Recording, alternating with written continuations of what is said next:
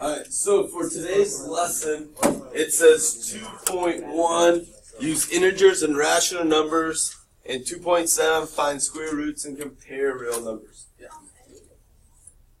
Okay, we'll see when they come.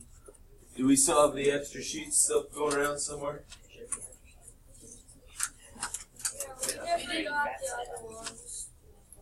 Where's the green and pink sheets at? The extras are right there. Now you get the will you give Evelyn and Derek one, and then pass over here. All right. So what we're gonna do quickly, so we have enough work time, is we are gonna use the warm up, and it says determine where these labels go on the graphic organizer. So I made sure to highlight them to hopefully you didn't miss that part. But we have integers, natural numbers, irrational numbers, whole numbers, and rational numbers. Now, the hint, if you look at the graphic organizer, box 1 right here, that is the smallest group or the most exclusive. So anything that's in there, it's going to be, you'll see, like anything in box 1 is also considered to be in box 2, because box 2 goes around box 1. So if I'm a 1, I'm also a 2. Or I'm also a 3. Or I'm also a 4. But just because I'm a 4 does not mean I'm a 1. I will preference this because when talking about this, this is the math that I do not like. I love problem solving. I love working with numbers. This is going to be a lot of vocabulary and understanding this stuff.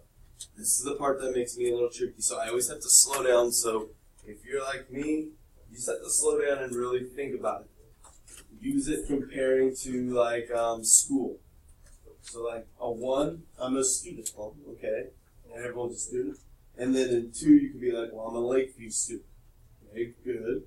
And then 3, you could say I'm a 8th grade student. And then you could go bigger and bigger and keep expanding out, but where they all go in. So in the 1 box, I'm a Lakeview student, which also means I'm a student.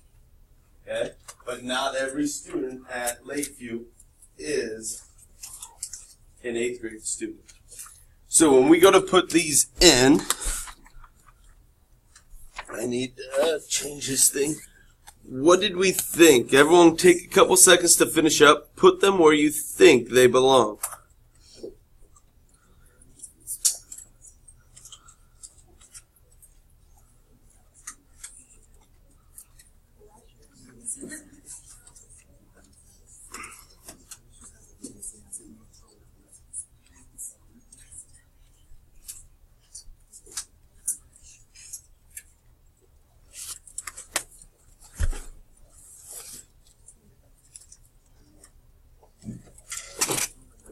Yes, Devlin?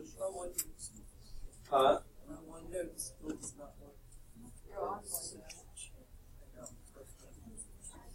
Alright, keep it here. We'll work on it during life ed. Where are the extra copies of the paper at?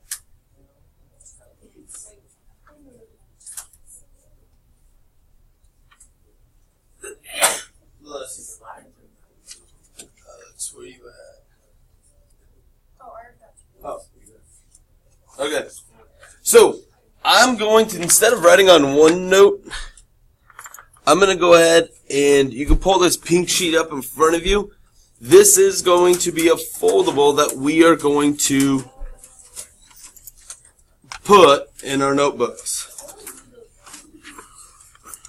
Alright, so the first number that we are going to look at, and I'm going to go over this pretty quick with the one class we really dove into it and worked hard on it, but in this class, we're going to go through it fairly quick. The smallest box we are going to call natural numbers. Make sure you leave a little bit of space because we'll put some examples in there. But our smallest box is natural numbers. When we expand out from natural numbers, we will find whole numbers. I still didn't get the paper. Oh, which one? The pink one? Here you go. Then we have whole numbers.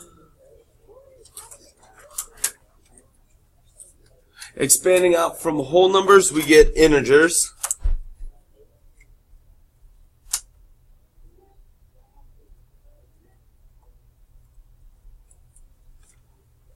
And then expanding out from integers, we get rational numbers.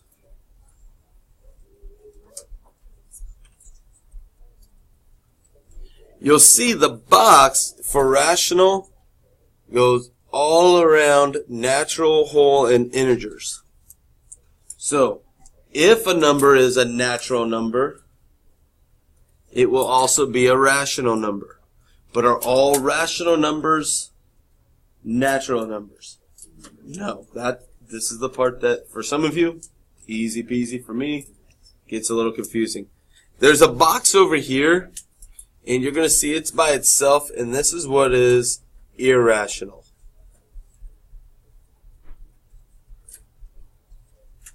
And remember, the whole box itself are all considered real numbers.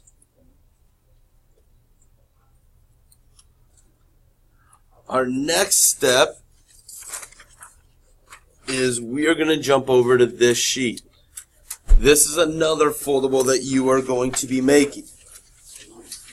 And I'll show you, possibly, if I can get it out, right?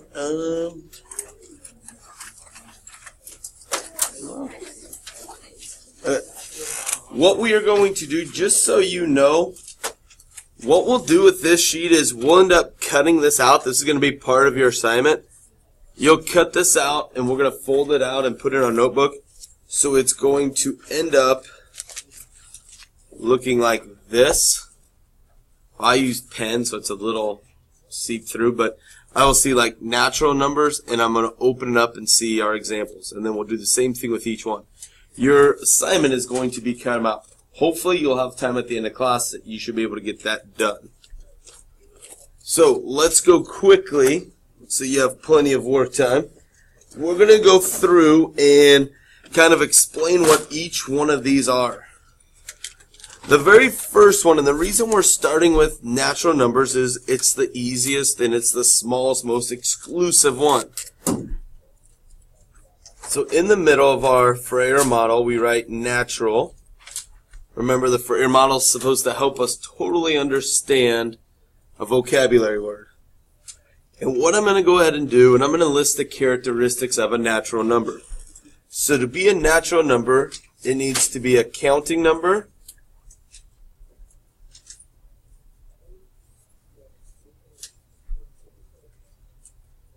It needs to be positive.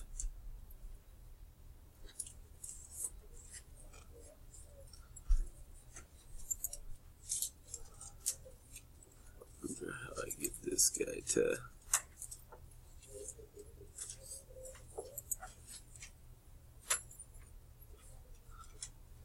it needs to be no decimals and no fractions.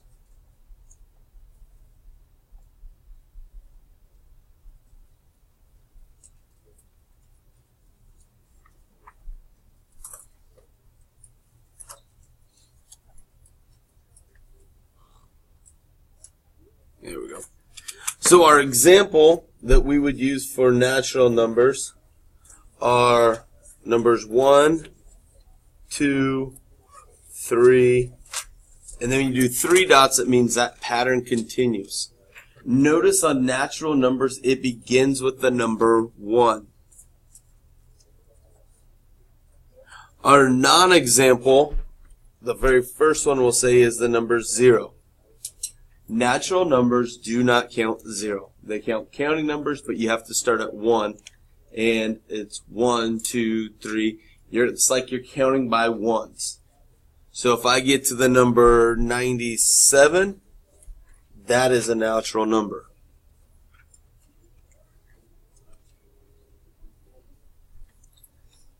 Our definition, when I did, let's go back to still non-examples, I'm sorry. No, other non-examples would be like 1/2 because it's a fraction. 2.7 because it's a decimal. -5 because it's a negative. So when you write a definition, you can always come up with your own, but when you use a Freyer model, what you're supposed to do is look at the characteristics, look at the examples and non-examples, and come up with a definition that makes sense to you. So when I came up with this, we went ahead and said they are positive numbers excluding 0 with no decimal or fraction. Now the question is this the best definition that they're going to throw in our textbook? Is this the definition that they'll throw on Wikipedia? No, but this should be one like I understand. If you have a way that you want to write it a little bit different that makes more sense to you, you have that freedom. The goal here is that you understand what a natural number is. I'm going to go fairly quick so we can get through all these. So when we have natural numbers, they're positive and they start at 1 and they're counting numbers. After natural, we're going to go to our whole numbers. It just expands just a little bit. I don't think I'm going to like green on there. Whole numbers. Now, this is going to be kind of our cheating thing is whole numbers, and we're going to say their characteristics is they are also counting numbers, but I'm going to say they include 0. I'm going to still say they are positive, no decimal, no fraction.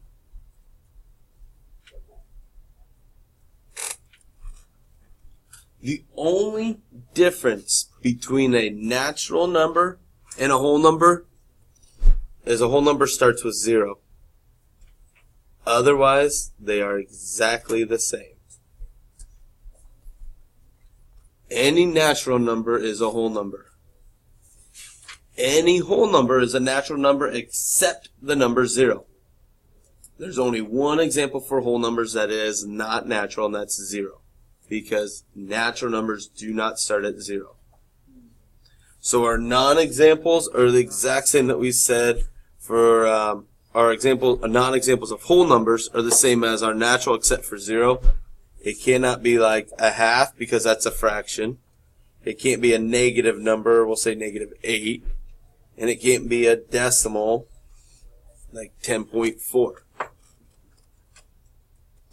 So those are the two easiest ones.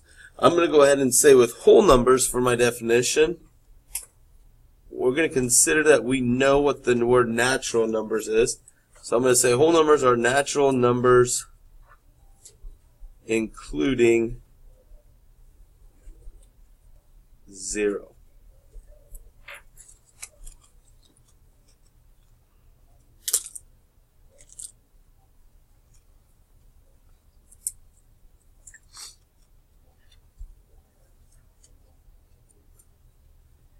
So we went with natural numbers, start at 1, you count up, positive numbers, no fraction, no decimal. Whole numbers, same as natural, but we start at 0, 0, 1, 2, 3. The next one are integers.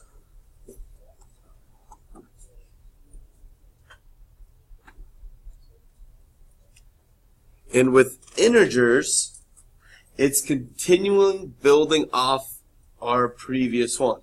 So we're building off whole numbers.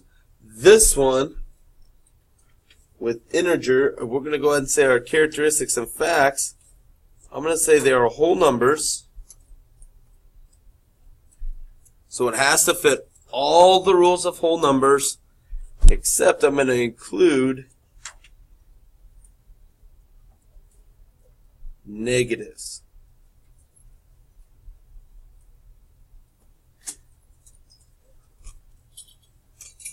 So mainly integers are going to be all whole numbers, 0, 1, 2, 3, 4, and continuous. but it's going to do their counterpart that also goes on the negative side.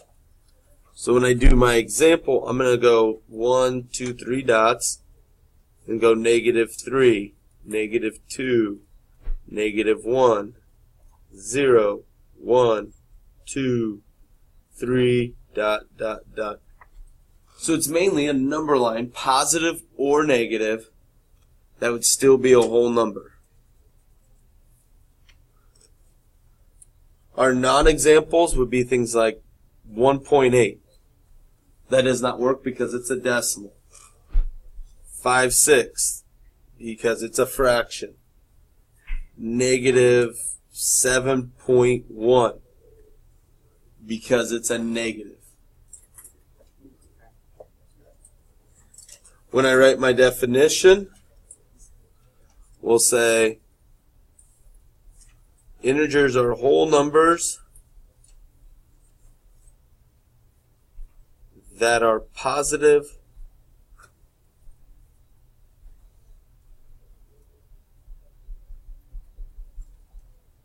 or negative.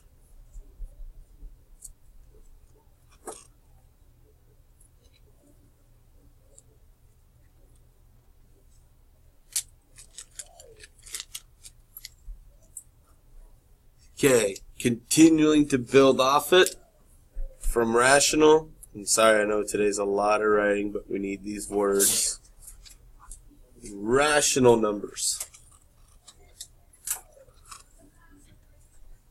Rational numbers are going to be including fractions.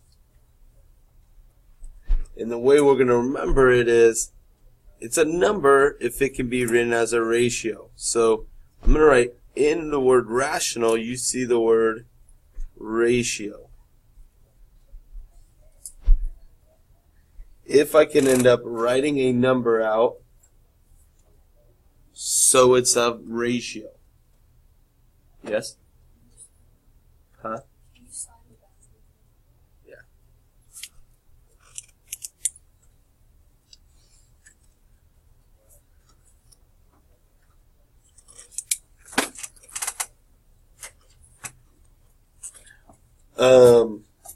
But there is a rule with rational besides just the ratio. There's a couple things. One, our denominator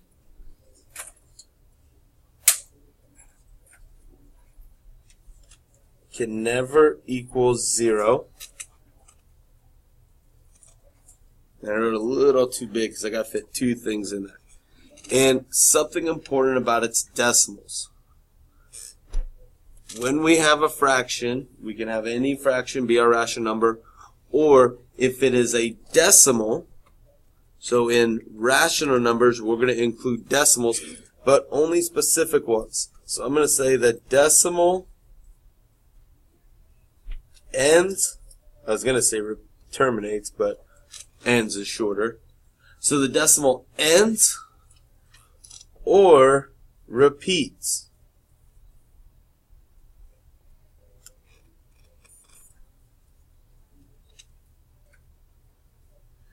When we look at this, we'll look at our fractions, our examples. 1/2, it is a rational number because I can write it as a ratio, as a fraction. 1/2.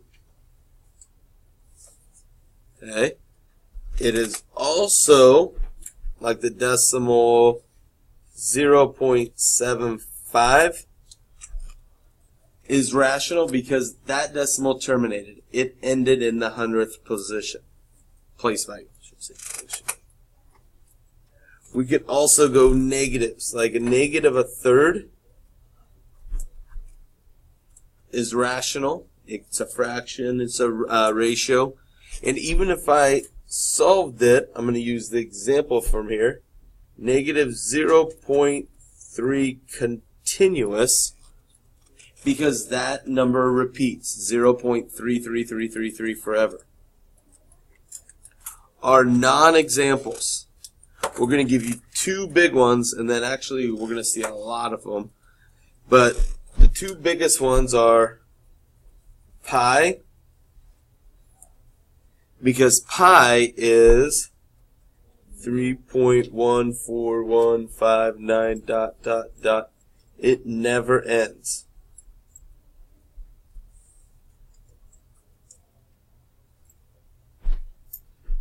Or the most common with square root of 2.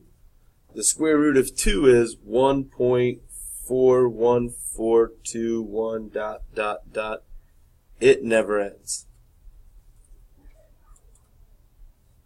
We are going to see a lot of irrational numbers when we go to work with square roots, which is something I believe we talk about a little bit today that won't take us too long.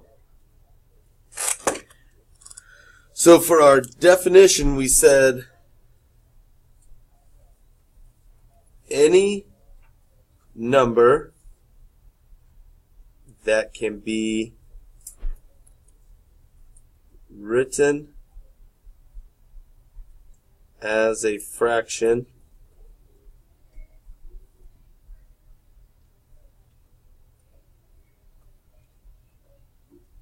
or decimal that ends / repeats.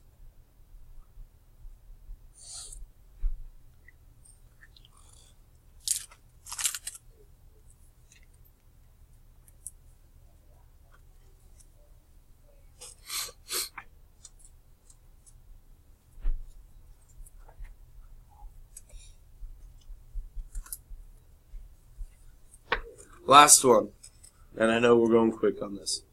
Irrational numbers cannot be a ratio, and the decimal never ends / repeats. Pretty much the opposite of rational. Our examples, of course, are pi. The answer is square root of 2. I would say the square root of 11. Our non-examples, 5, 890, -7.2. Any natural whole integer rational number are non-examples for irrational numbers. And for our definition, we just simply say all real numbers that are not rational.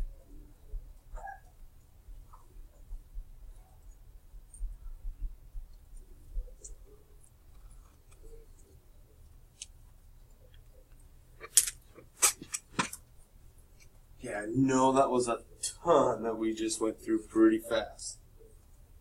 Okay?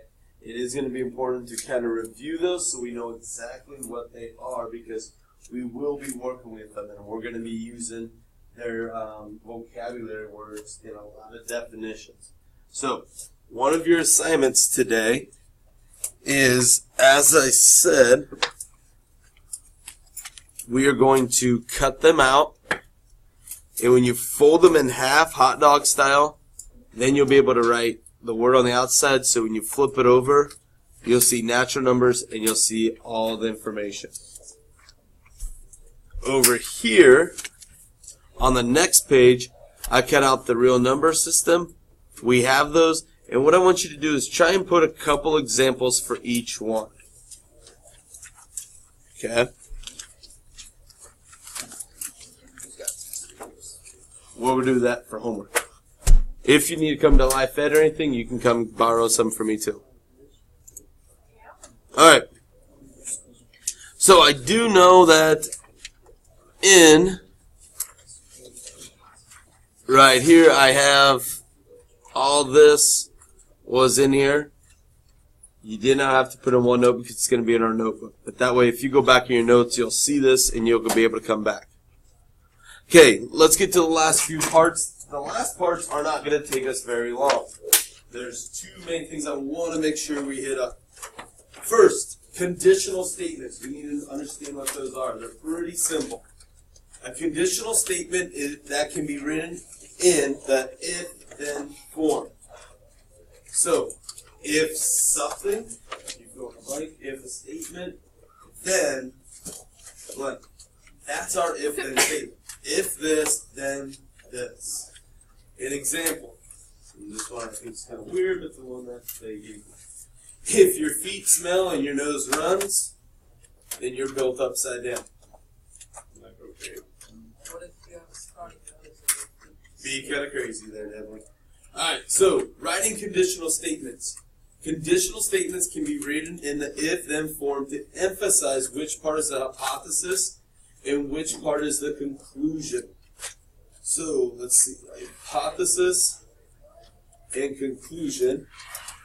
And the hint is to turn the subject into our hypothesis, which is going to be in our if statement. So we have two examples. On the first one, vertical angles are congruent. Well, vertical angles is our subject, so then we wrote it as our if statement.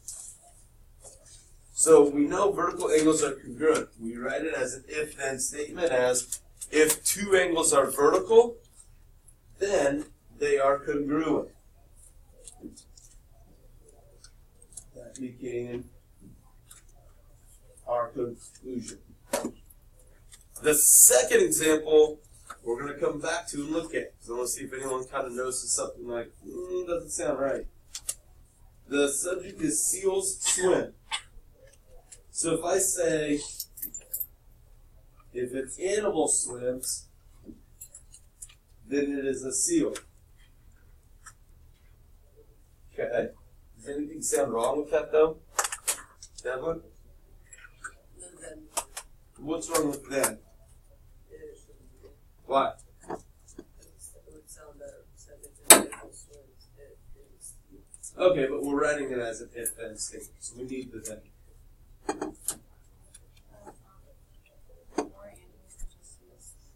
Good. If an animal swims, then it's a dolphin. If an animal swims, it's a person. If an animal swims, it's a dog. We can think of other things that satisfy that hypothesis, right? So when we come down here, we see conditional statements can be true or false. A conditional statement is false only when the hypothesis is true, but the conclusion is false. When we look back at here, we said our conclusion's false. If I look here, it's because we can do a counter example. A counter example is used to show that a statement is not always true and therefore is false. Their example, if you live in Missouri, so there's our if, then. If you live in Missouri, then you live in Kansas City. Well, is there a counter example? Absolutely. I could say I live in Missouri, but I also live in Parkville. I don't, but. Therefore, the statement is false because our counter example was able to show that the conclusion was not always true for the hypothesis. Okay? If-then versus implies. Another way of writing an if-then statement is using the word implies. If two angles are vertical, then they are congruent. If we wrote that a different way, as it implies, we could say two angles that are vertical implies that they are congruent. Okay? We're not going to do a whole lot of work with this, but you're going to practice writing this. And you'll see it will come back to you later. So we're going to do this fairly quick. Rational numbers are real numbers. So we have to write it as if-then. When I look at this, I'm going to think, okay, here's my subject, which would be my if. Here could be my conclusion. So my then. So I'm going to go ahead and try and write one. I'm going to click in here. So I'm going to say if numbers are, I'm going to say if a number if a number is rational, comma, then it is a real number. Okay?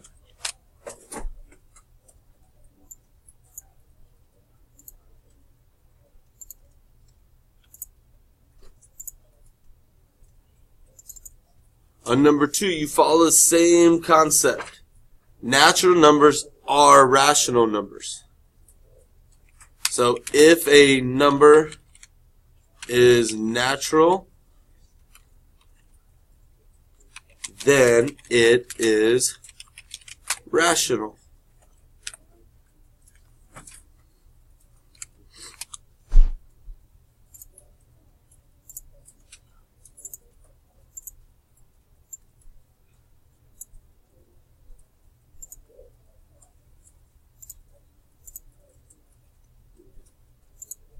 So go ahead and try and do on your own. Write an if then for whole numbers are integers. What do you, actually let's just go ahead and say instead of waiting. What do you think we could say? What could be my if then? If, Grace? If the number is whole, If the number is whole, then it is an integer. Good.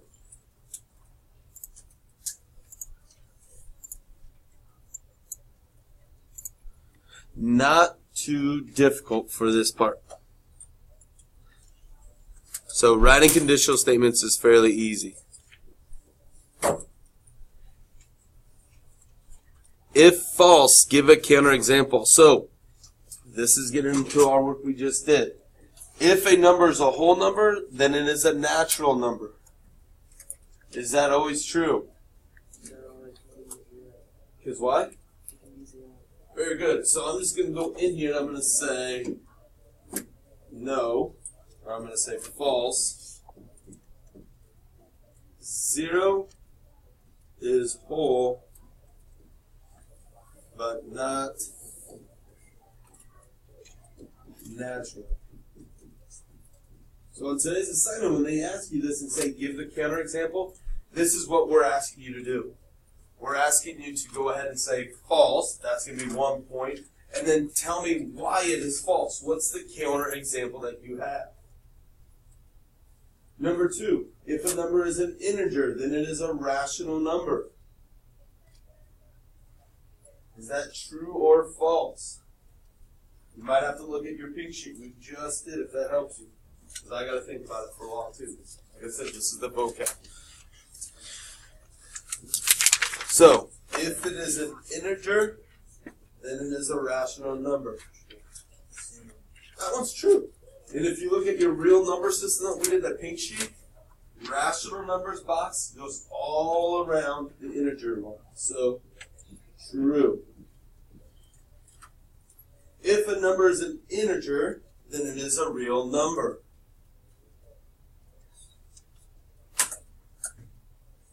If a number is an integer, it's a real number. What do you think? That is also true. If a number is a real number, it is a rational number. Maddie? False. Why is it false? It's like not inside the box, not surrounded. Okay, so what would be my counter example? What example could you prove that that one's not always true? So remember, when we're trying to disprove it, what could I change here? If the number is a real number, huh? Okay, so like pi. We could say, oops. You could say something like pi is a real number, but is not rational. Perfect.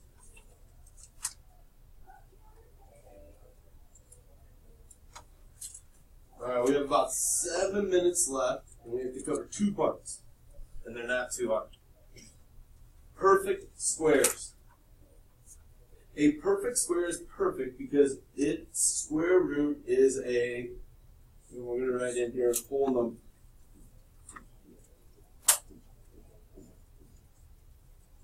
We're going to learn something about square roots. It's going to be kind of interesting. So example, 49 is a perfect square root because the square root of 49 equals 7. Okay?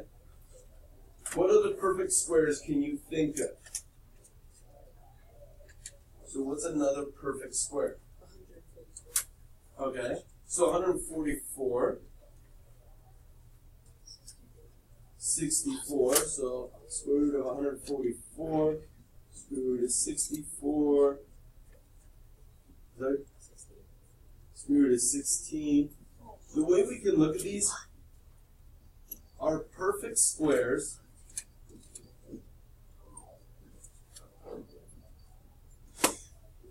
and I'm going to start here and do my examples, are going to be like 1 is a perfect square because the square root of 1 is 1 times 1, or we write it as 1 squared. 4 is a perfect square because you do 2 times 2, or 2 squared. 9, 16, 25. And you continue on like that forever. Perfect squares, when you square root them, they come out as a whole number. Now, the square root of a number is always positive. Even if I said, what's the square root of negative 64? Well, negative 8 times negative 8, when you do this, it's going to come out as positive. So, we're always going to have positive, but they might ask you on the outside, if they do this, they want 2 answers. They want what is the positive square root of 25 and what is the negative square root of 25. So your answer, you could go, don't put 2 because that'd be wrong. You can write positive, negative 5. It's that simple. If they just ask for the negative or the opposite of the square root of 25, you can say negative. Non-perfect square roots. A non-perfect square root is a number whose square root is not a whole number. Example, 40 is not a perfect square because the square root of 40 equals 6.3245, and it continues on, which makes it irrational. It's a decimal that will never repeat and never end. Other examples you can think of, well, should be fairly easy. Anything that's not in our perfect square. So, the square root of 2, square root of 3, square root of 5, square root of 82. If I try and think of numbers, if I take any whole number and square it, I get to like whatever it is. So 11 squared is 121. And then so 122, 123, 124, those are all non-perfect squares.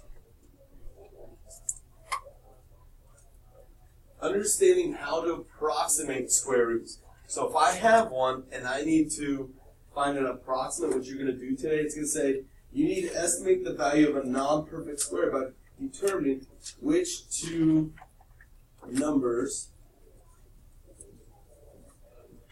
it falls between. Our example, 11 is a non-perfect square. 11 falls in between the perfect squares of, well, what is there between? Well, square root of 9,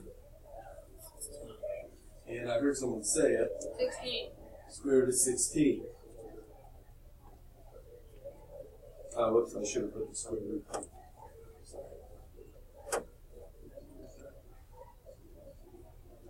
So therefore, the square root of 11 is between the square root of 9 and the square root of 16.